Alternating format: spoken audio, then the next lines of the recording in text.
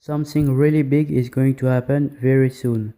So I think you all heard of the arrestation in Saudi Arabia and all the friends that have their bank account freeze up and their money taken away and the Saudi princess that was in helicopter and then his plane crash, and we even have a Saudi princess like he tried to flee to Iran. So apparently the crown in the family of Saudi Arabia, they tried to do a crackdown against corruption, but here's a news that deserve a lot more coverage. And this is from Press TV. So Press TV is a media, an Iranian media. This is not a state-run media. So Saudi king to relinquish throne to son within next 2 nights. Report. Saudi King Salman reportedly planned to relinquish power in favor of his son, Crown Prince Mohammed bin Salman, who has recently launched a self-promotion campaign under the cover of tackling high-level corruption. Rai al-Yawm, an Arab World digital news and opinion website, reported on Wednesday that the king will announce the decision within, quote, the next two nights.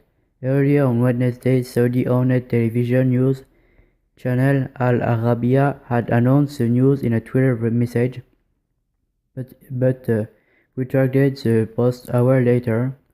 Political analysts say the regime in Riyadh is apparently seeking to test the water and examine the public reaction regarding a surprise shift in power. Since the establishment of Saudi Arabia as an absolute monarchy in 1932, the system has been effectively known as hereditary dictatorship and monarchy. The expected development marked a change in the order of succession in Saudi Arabia from lateral line of elderly brother to a vertical order under which the king hands power to his favorite son. So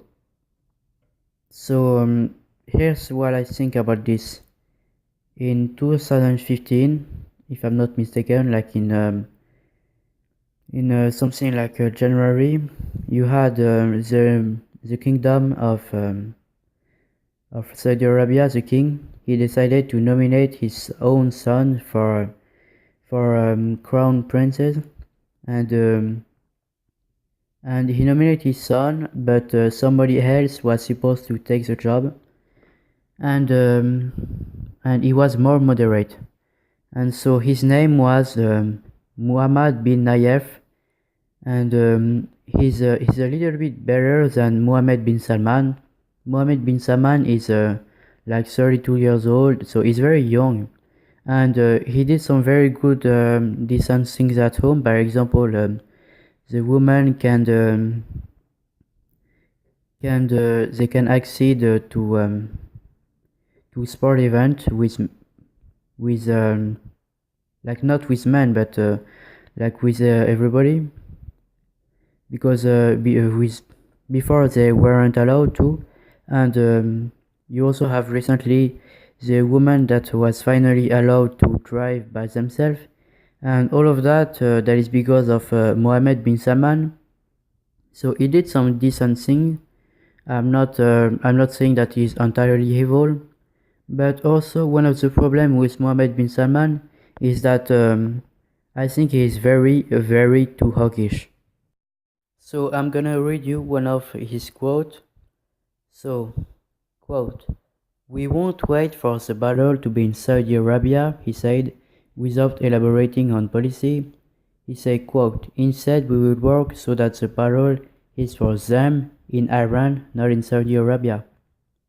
So there is a clear threat against Iran because basically in the Middle East you have a proxy war between Iran and Saudi Arabia, and you have Israel on the side of the Saudi, and the United States on the side of Saudi, and the Russian on the side of the Iranian. So, Mohammed bin Salman was saying this because of the threat that are posed by the Iranian, and so as you can see, he's very hawkish, and he doesn't believe in negotiation with Iran. In fact, he's saying that Iran want to basically to take over of the entire Middle East. So he's very hawkish, and that is one of the reasons I don't like him. Like I think you've heard that very recently you had the tension between the Saudi Arabia and Lebanon, and you have the Saudi government that have asked to their ressortissants, the people, the Saudi that live in Lebanon, to leave Lebanon. You also have the same thing with Kuwait, that have tell their citizens to leave Lebanon, and you have one minister that have said that one Saudi minister that say that basically Lebanon have declared war on them. So because of Hezbollah, I don't know why they want to war with Hezbollah, and all of that was because very recently Saudi Arabia have received a missile coming from Yemen by the Houthi rebel, and then you have the Saudi that's saying that that the missile was from Iran, that this is a Iranian-made missile. You even have Mohammed bin Salman that have said that this is a direct aggression. This is a quote: direct aggression from the Iranian, basically. So you see how hawkish it is, because there is not an aggression from Iran, because there is a Houthi rebel that have fired the missile near, I think it was the capital. So it was a city with a lot of population. So this is a war crime, but also in the same time you have Saudi Arabia that doing basically a massacre in Yemen. Millions of people are starving to death, and they're doing a blockade. So the humanitarian help they cannot reach Yemen, and that is disastrous for the people in Yemen.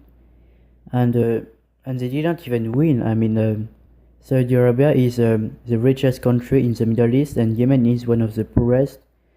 And the rebel they still control vast swaths of territory. And you know who is responsible for the military operation in Yemen? Well, this is Mohammed bin Salman. He is one of the key responsible for the operation in Yemen, which is a complete disaster. And I'm not defending the rebels, the Houthi rebel. I'm not saying they're good, because they're not. Like, by example, they're using child soldier, and they're doing war crime, and they're not good. Like, I'm not saying neither of the side are good.